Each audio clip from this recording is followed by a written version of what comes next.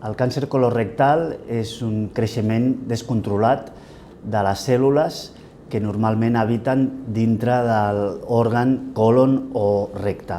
El càncer colorectal es tracta multidisciplinàriament amb cirurgia, radioteràpia i quimioteràpia en els seus estadius inicials i també amb medicina de precisió dirigida contra vulnerabilitats o mutacions concretes que tenen aquestes cèl·lules tumorals i també amb immunoteràpia alguns tipus molt concrets del càncer colorectal.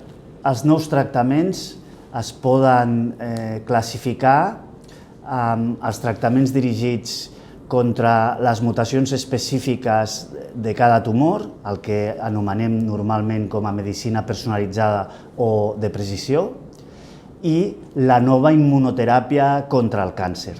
Consisteix en reforçar les cèl·lules del propi sistema immunològic dels pacients per atacar les cèl·lules del càncer.